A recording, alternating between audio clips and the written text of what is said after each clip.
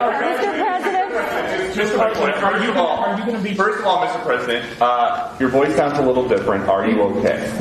America, since the end of October, with private business, with you.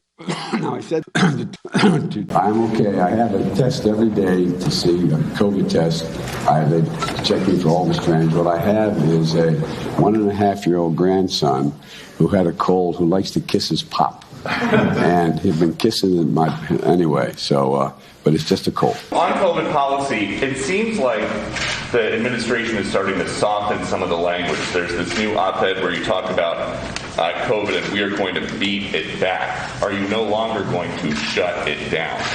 No, well, we got to beat it back before we shut it down. Look, it's going to take time worldwide. In order to beat COVID, we have to shut it down worldwide. In the United States of America, we're doing everything that needs to be done to take care of the American people within our borders. Big cities are dealing with smash and grab robberies. A record number of police officers have been shot and killed this year. What is President Biden going to do about all this lawlessness?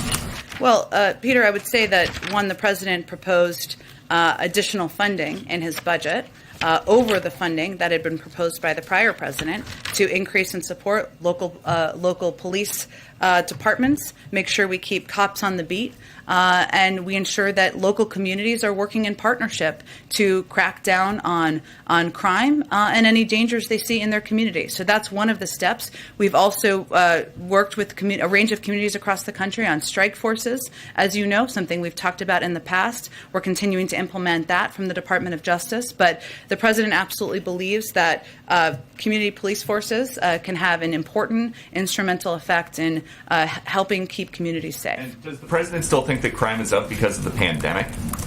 I think many people have conveyed that, and also one of the reasons that one of the root causes of crime in communities is guns and gun violence, and we've seen that statistically around the country. To your point, so when a huge group of criminals organizes themselves and they want to go loot a store, a CVS, a Nordstrom, a Home Depot, until the shelves are clean, you think that's because of the pandemic?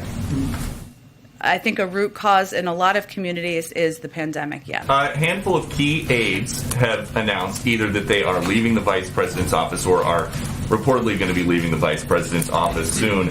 Is the vice president not satisfied with the staffing that she has had so far, or do people just not want to work for her anymore? Well, Peter, I would say that working on a presidential campaign, I may be covering one too, I would say, to be fair, and working in the first year of a White House is exciting and rewarding, but it's also grueling and exhausting. It's all of those things at once. And many of the team members you're referencing. And I would just note there has been an announcement about Simone Sanders departing, but there hasn't been official announcements about others. So I would leave it to them and the vice president's team to make any additional announcements. But in my experience, and if you look at past precedent, it's natural for staffers who have thrown their heart and soul into a job to be ready to move on to a new challenge after a few years. And that is applicable to many of these individuals. It's also an opportunity, as it is in any White House, to bring in new faces, new voices, and new perspectives. And I expect you'll hear more from the Vice President's office on that in due time. So this is not a case of bad headlines about the Vice President and a decision being made to shake up the staff to fix an image issue. You know, Peter, I think I spoke to it, and I would note that, and I'll just speak to Simone since I knew her before, and she's been officially announced, and I knew her even before she joined the Biden campaign, sitting on many panels with her on CNN sets, and knowing someone like her, she joined the campaign early on, as many of you know. She's been a part of this for 2.5 or 3 years. She's somebody, and anybody who's spent time with her knows that she is whip smart, and she has charisma coming out of her eyeballs, and she's going to do plenty of interesting things in the world in the future. She'll always be a part of this Biden-Harris family, and it's only natural after a couple of years to be ready for something new. And that's what happens in my experience in the past in White Houses often. Does the Vice President think that staff are to blame for her not making any kind of meaningful progress on the big things in her portfolio, like passing voting rights or addressing the root causes of migration? I know the Vice President is grateful to all of the staff who have served her. She also understands the excitement and the grueling nature of working on a campaign and working in a White House. And again, as I noted earlier, it's also an opportunity to bring in new faces and perspectives, which is overall a very positive thing.